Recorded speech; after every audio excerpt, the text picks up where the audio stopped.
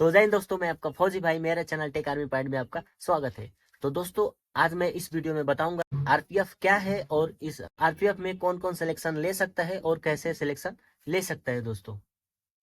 तो दोस्तों, इस वीडियो में मैं 7 से 8 पॉइंट कवर किया हूँ जो आप लोग के द्वारा दिया गया हुआ पॉइंट है। तो दोस्तों, फर्स्ट पॉइंट है कि आरपीएफ कैसे बने। तो सेकेंड पॉइंट है कि आरपीएफ में क्या क्या काम होता है दोस्तों। और थर्ड पॉइंट है आपका तीसरा पॉइंट है दोस्तों कि आरपीएफ में कितना सैलरी मिलता है। और चौथा पॉइंट है दोस्तों आपका कि आरपीएफ में भर्ती होने के लिए कितना योग्यता होना चाहिए, यानी कि कितना एजुकेशन क्वालिफिकेशन होना चाहिए दोस्तों। तो अभी पांचवा पॉइंट का बात करते हैं दोस्तों। तो पांचवा पॉइंट आप लोग का है कि इसमें फिजिकल क्या क्या होता है दोस्तों। तो चलो दोस्तों, इसका छठवां पॉइंट देखते हैं। तो छठवां पॉइंट है दोस्तों कि इसका सिलेक्शन प्रोसेस क्या होता है, यानी कि भर्ती प्रक्रिया यानी कि भर्ती प्रक्रिया क्या होता है दोस्तों। और सातवां पॉइंट का बात करते हैं दोस्तों। सातवां पॉइंट ये है कि इसका सिलेबस क्या है, यानी इसका जो रिटेन एग्जाम होता है उसका सिलेबस क्या होता है दोस्तों। तो दोस्तों, आठवां और लास्ट आप लोग का पॉइंट था कि रेलवे कांस्टेबल के लिए रेलवे आरपीएफ के लिए सबसे बेस्ट बुक कौन सा है सर। तो दोस्तों, यही सभी 8 पॉइंट पे आज हम इस वीडियो में डिस्कस करेंगे। तो चलो दोस्तों, बिना लेट किए हुए आगे बढ़ते हैं। तो दोस्तों, आगे बढ़ने से पहले प्लीज आप लोग से एक बार फिर से रिक्वेस्ट है कि प्लीज अपने फौजी भाई के चैनल को सब्सक्राइब करें और वीडियो को लाइक करें और अपने दोस्तों में शेयर करें। तो चलो दोस्तों, बिना लेट किए हुए आगे बढ़ते हैं। तो चलो दोस्तों, अभी हम बात करते हैं कि आरपीएफ कांस्टेबल कैसे बने। तो दोस्तों, आरपीएफ कांस्टेबल बनने के लिए दोस्तों आपको 10th पास होना चाहिए, किसी भी बोर्ड से हो 10th पास होना चाहिए दोस्तों। और आपका एज 18 से 25 साल होना चाहिए दोस्तों। और इसमें ओबीसी को 3 साल का छूट मिलता है दोस्तों, और एसटी एससी को 5 साल का एज में छूट दिया जाता है दोस्तों। तो दोस्तों, अभी हम बात करते हैं इसका सिलेक्शन प्रोसेस, यानी कि भर्ती प्रक्रिया। तो फर्स्ट में होता है दोस्तों आपका रिटेन। तो रिटर्न में आपका 3 सब्जेक्ट होता है, रीजनिंग, मैथ और जीए। जीए मतलब जनरल अवेयरनेस, जिसमें जीके जीएस सब मिक्स होता है दोस्तों। तो रीजनिंग आपका 35 नंबर का आता है दोस्तों। मैथ आपका 35 नंबर का आता है। और 50 नंबर का जीए यानी जीके जीएस मिला के 50 नंबर का आता है। यानी टोटल आपको 120 क्वेश्चन होते हैं, 90 मिनट दिया जाता है जिसमें। और इसमें निगेटिव मार्क भी होता है दोस्तों, 1/3 का निगेटिव मार्क होता है। तो दोस्तों, इसमें सबसे अच्छा बात यह है कि इसमें सिर्फ एक ही रिटेन होता है, इसमें प्री और मेंस नहीं होता है सिर्फ दोस्तों, इसमें सिर्फ एक ही रिटेन होता है दोस्तों। तो दोस्तों, अभी आप लोगों का ये डाउट्स होगा कि जो ये 3 सब्जेक्ट है इसमें कौन कौन सा लेसन पढ़े, मतलब कौन कौन सा पार्ट पढ़े, कौन कौन सा पार्ट पढ़े। तो चलो दोस्तों, अब मैं अभी आपको एक एक पार्ट वाइज मैं आपको समझाता हूँ। तो दोस्तों, सबसे पहले हम देख लेते हैं कि रीजनिंग में कौन कौन सा लेसन आता है। तो फर्स्ट है उपमा से आपका अगला है स्थानीय दृश्य और अभिविन्यास। और अगला है आपका समस्या समाधान विश्लेषण दोस्तों। उसके बाद अगला है निर्णय लेना। आगे है आपका दृश्य स्मृति दोस्तों। उसके बाद आगे बढ़ते हैं, आगे देखते हैं हम दोस्तों क्या है। और अगला लेसन होने वाला है आपका दोस्तों समानताएं और अंतर। समानताएं और अंतर दोस्तों। इसके बाद है आपका भेदभावपूर्ण और उसके बाद आपका है दोस्तों भेदभाव और लोकन दोस्तों। इसके बाद है आपका संबंध अवधारणाएं। उसके बाद अंकगणितीय तर्क। उसके बाद मौखिक एवं अलंकार का वर्गीकरण दोस्तों। उसके बाद है आपका अंकगणित संख्या श्रृंखला। उसके बाद है सिलोजिस्टिक तर्क। उसके बाद गैर मौखिक श्रृंखला। उसके बाद आपका है कोडिंग डिकोडिंग। और उसके बाद कोडिंग डिकोडिंग के बाद कथन निष्कर्ष आदि। हाँ, कथन निष्कर्ष आदि दोस्तों। तो यही रहा कुछ रीजनिंग का लेसन। बस इतना ही पढ़ना है दोस्तों। इसी लेसन के अंदर अंदर सब आपका पेपर में आता है और इससे बाहर नहीं आता है दोस्तों। तो बस इतना इसका टॉपिक को कवर कर लोगे तो आप आराम से रीजनिंग के सारे क्वेश्चन को अटेंड कर सकते हो दोस्तों। तो दोस्तों, अभी हम बात करते हैं मैथ का लेसन के बारे में, यानी मैथ में कौन कौन से लेसन आते हैं। तो फर्स्ट आपका आता है अनुपात और समानुपात। उसके बाद परसेंटेज। उसके बाद औसत। औसत के बाद लाभ हानि। लाभ हानि के बाद सरलीकरण। लाभ हानि के बाद सरलीकरण। सरलीकरण के बाद आगे देखते हैं क्या है दोस्तों। सरलीकरण के बाद है दशमलव। डेटा व्याख्या। डेटा व्याख्या के बाद है आपका भिन्न। भिन्न के बाद आपका है एलसीएम और एलसीएफ। और उसके बाद आपका है छूट, सरल और चक्रवृद्धि ब्याज, और उसके बाद है आपका क्षेत्र मिति के बाद आपका समय, कार्य, दूरी, उसके बाद आपका है बीज गणित के बाद क्षेत्र मिति के बाद आपका संभावना, संभावना के बाद आपका अगला है त्रिकोण मिति। और उसके बाद आगे देखते हैं दोस्तों।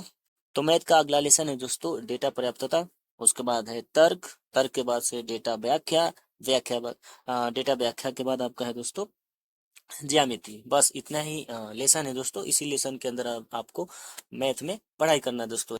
तो जनरल अवेयरनेस में आपका सब्जेक्ट आते हैं दोस्तों सामयिकी, उसके बाद सामान्य ज्ञान आता है दोस्तों, सामान्य ज्ञान के बाद समाज शास्त्र, समाज शास्त्र के बाद भारतीय कला एवं संस्कृति, उसके बाद भारतीय इतिहास, उसके बाद भारतीय इतिहास के बाद आपका आता है दोस्तों भारतीय भूगोल, भूगोल के बाद आता है आपका राजनीति। तो यही रहा तीनों सब्जेक्ट का लेसन दोस्तों। मैं आशा करता हूँ कि आपको सही समझ में आ गया होगा। तो चलो अभी अभी आगे पॉइंट में बात करते हैं दोस्तों। तो दोस्तों यही रहा कुछ इसका लेसन। आप इस सभी सारे लेसन को यदि पढ़ लेते हो तो मैं 110% बोलता हूँ, 110% आपका सिलेक्शन हो सकता है दोस्तों। ज्यादा ज्यादा हार्ड नहीं होता है, इजिली आराम से आप इसका पेपर क्लियर कर सकते हो दोस्तों। तो दोस्तों रिटेन के बाद होता है पीएमटी यानी कि फिजिकल मेजरमेंट टेस्ट। इसमें होता है दोस्तों आपका हाइट, वेट, चेस्ट सब नापा जाता है। तो दोस्तों इसमें हाइट मांगता है ओबीसी और जनरल के लिए। यदि आप मेल कैंडिडेट हो, ओबीसी और जनरल हो, तो आपको 165 सेंटीमीटर आपका हाइट होना चाहिए। और यदि आप फीमेल हो तो 157 सेंटीमीटर आपका लंबाई होना चाहिए दोस्तों। तो दोस्तों अभी हम बात करते हैं कि जो ST SC मेल है उनका कितना होना चाहिए। तो दोस्तों ST SC मेल का होना चाहिए 160 सेंटीमीटर और फीमेल का होना चाहिए 152 सेंटीमीटर दोस्तों।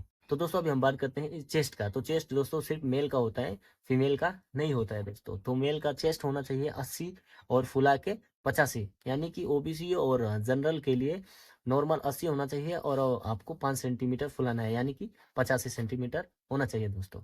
तो दोस्तों अभी ST SC मेल के लिए होता है 76.2 सेंटीमीटर चेस्ट होना चाहिए और उसके बाद आपका 5 सेंटीमीटर फुला उसमें मांगता है दोस्तों। बाकी फीमेल का कोई चेस्ट का टेस्ट नहीं होता है दोस्तों।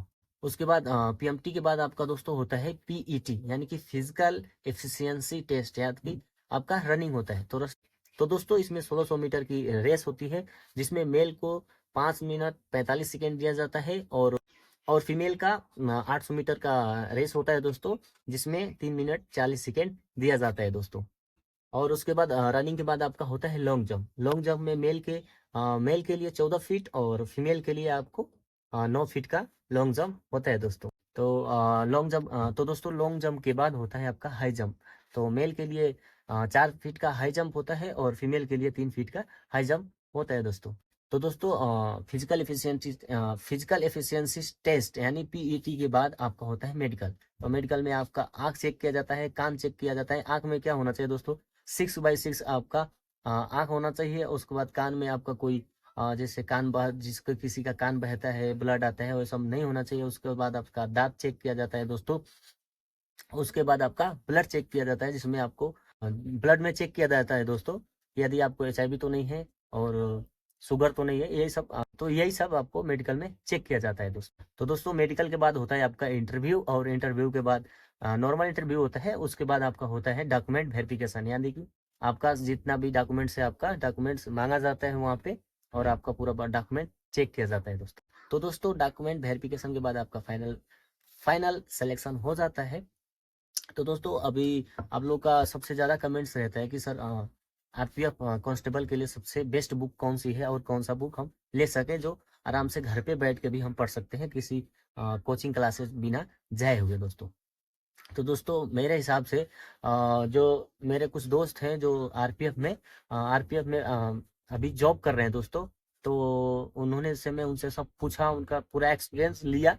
उन्होंने बताया कि किरण पब्लिकेशन यानी किरण पब्लिकेशन की सारी जितनी बुकें हैं RPF कांस्टेबल के लिए, SI के लिए, दोनों के लिए सबसे बेस्ट बुक है दोस्तों। तो दोस्तों मैं 100% आप लोगों को बोलता हूँ, यदि आप मेरे बताए हुए जो जिस जिस टाइप से मैंने बताया आपको रिटेन की तैयारी करने के लिए, जो लेसन बाय लेसन जो मैंने आपको समझाया हो, यदि आप पूरा पढ़ लेते हो, यदि पढ़ लेते हो, यानी आपका पूरा ये सब्जेक्ट खत्म कर लिया। खत्म करने के बाद आपको इसका प्रीवियस ईयर का जितना भी आपका पेपर है उसके बाद हल करना है दोस्तों। यानी आपका पूरा सब्जेक्ट खत्म हो गया, उसके बाद ही आपको प्रीवियस ईयर का पेपर हल करना है दोस्तों। उससे पहले आप यदि करोगे तो आपको सही से समझ में नहीं आएगा दोस्तों, तो आप उसमें कर नहीं पाओगे, फिर आपका उसमें सब खिचड़ी हो जाता है दोस्तों। तो मैं आप लोग से एक ही रिक्वेस्ट करूंगा कि सबसे पहले आप अपना सिलेबस को खत्म करो, उसके बाद प्रीवियस ईयर का पेपर को हल करना दोस्तों।